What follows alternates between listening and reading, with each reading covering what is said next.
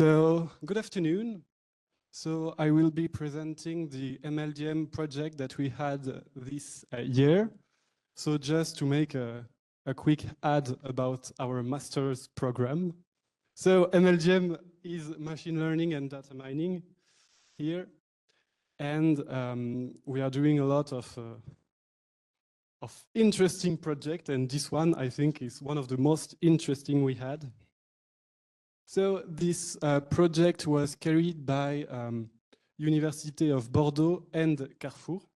And this is not just a project between our two universities, it's a national project, even with a university which is not in France. So we were 5 teams, but today 3 teams will present the solutions. So first, the problem was that we had transactional history. So for example, purchases, historic purchases for customers. And the goal was to predict with AI what the customer will buy next. So at our disposal, we have history for 2022 and 2023. And the goal is to predict the product that the customer will purchase in 2024. So we have nearly 33 million transactions, so it's quite big, and 82,000 products. One point is that on the 100,000 customers, we only have 80,000. I mean, we only have the product bought in 2024 for the 80,000 customers. 20,000 is hidden, and it's part of the competition and the Kaggle submission to test if the model is good. So a classic goal here is that we have our transaction data, we pass it through a model with theta parameter set, and we have to output the top 10 products. So it's just to give you an overview of what is the data. So you have an ID, a customer, product, a date, a quantity. So we have 33 million rows of that. And for the product, it's the same, the name, a category, and some features like sugar-free, kasher, halal, etc. We have a metrics to optimize, which is the hit rate at K. So the hit rate is the intersection between the two. So here, it was the model outputs regarding the transaction from 2022 and 2023. Here, it's the actual purchase for the customer.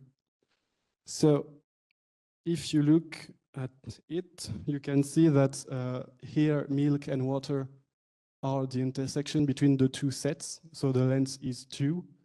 And the minimum of the two lengths is mean of 5 and 4, so it's 2/4, which is 0.5. So here we have an 0.5 as hit rate. So the goal is to maximize this criteria. Next, the 3 teams will present the solutions. So first we'll have OgameCube, represented by Anthony and I. Then there are small mistakes, predictive minds, and then ICU. Okay, so hello, everyone. So I'm not going to really present a method that we used to solve the problem exactly.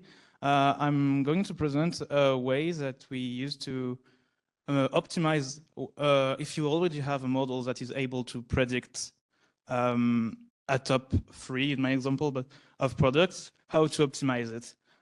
So basically, as Mickael explained, the hit rate function is just a way to count what in your prediction was actually bought by a customer. So in this example, we have a customer that bought an apple, a pear, and a banana, and our model predicted a coconut, an apple, and a pineapple. So in this case, the hit rate will be 1/3 because the function will return 0 for the coconut and 1 for the apple, for example. This is a problem for us because this is not differentiable. Basically, it's easy to see that it only returns zeros and ones. And in machine learning, basically, when we want to optimize a model, we prefer to have a function that will be differentiable because we want to compute the derivative and for several methods. And this is not really doable because, as you can see here, for example, another example of a binary classification is the positiveness. So it is the red function on this. It just skips from 0 to 1. You cannot compute anything from this.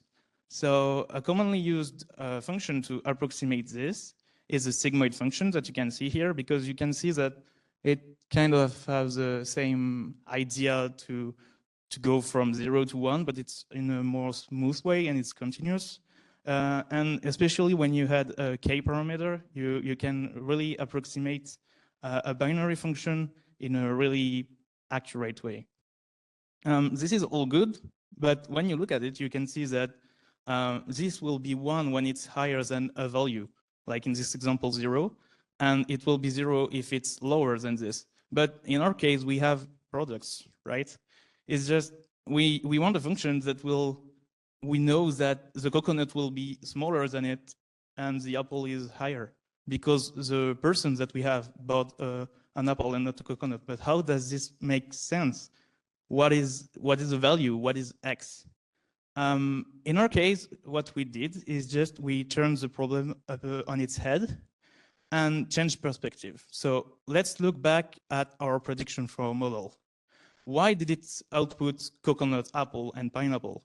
It's just because it's the 3 most probable products for the model, meaning that it gave a probability for the coconut that is higher than the one for the apple, that is higher than the one for the pineapple, that is higher than everything else. So basically, this score is a way to compare the products mathematically.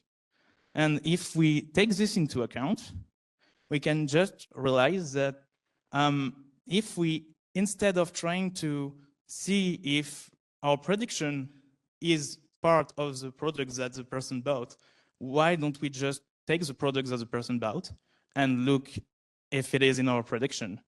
And by doing that, we can just apply the sigmoid function to the apple, the pear, and the banana. And because the apple is actually in our prediction, it will have a higher score than the pineapple, which is the last one in our prediction. And with this, we come back to something that is really close to 1/3 and is a really good approximation of the hit rate function, and that is differentiable. And with this, we were able to, this function here, in this case is the blue line that you can see would be the score of the pineapple, the probability. With this, we were able to actually optimize a model that wouldn't be possible with the simple hit rate. And this is just my presentation. If you want to see more actual ways to predict the products, this is my classmate that will present it right after. So I'm open to any questions. Thank you. Thank you. I have a naive question on the context of the project. Maybe it is for you or your colleague. I think that, for example, in supermarkets or in shops in general, they are used to try to predict the products that will be sold in the next year. They do that for years. Actually, it is their experience. So, does the project is to try to have a prediction model that is better to what people do with their own brain or their experience, or to mimic, or in which way this tool will be in competition with what is done empirically? For the project, we had a baseline to compare, which was just the frequency. So it's if the item is bought a lot of times, the customer will likely buy it again. But the goal is to try to derive a model which is more than just the frequency. So the goal was really to have an efficient model. But in the literature, there exist a lot of models. If I can add my 2 cents to it, I feel like machine learning is really powerful, and it uses data in a way that you wouldn't be able to on your own. I remember like one of our classmates said like a few days ago, I'm not even able to predict what I will buy next. You know, like, but even if you don't notice patterns in what you buy yourself, the data can. Like, for example, maybe you don't even realize it, but every January you buy the same product. But you wouldn't realize it. It's not one of your habits. You're not like, oh, it's January, I will buy it. But maybe you do. And the data will be able to tell you that and to predict it. And it will be better than even yourself trying to predict what you do. So I guess if the company tried to do a contest with AI, it's that it works and they want to invest in it. So it's probably better. Good answer. So I was wondering if you can just only use the data provided by the challenge, or can you use contextual data, for example, the weather that was every day in 2022, something like this? Well, the problem of our data is that we don't have those information. So if we want them, we have to look at them. But we have the transactions between for the 2 years for the country. So we have no geographical hints on to say if I don't know, there were rain in Saint-Etienne and sun in Marseille. Yeah. We cannot really infer those informations with that. Maybe there are other, for example, after the terrorist attack in 2015, maybe people don't go outside and you have information about this. So. Well, I mean, we did with the data we had, but no, but I think was it allowed by the challenge to use external data or not? No, I don't know. No. It wasn't? It wasn't allowed. Okay. So is there any question? So thank you very much.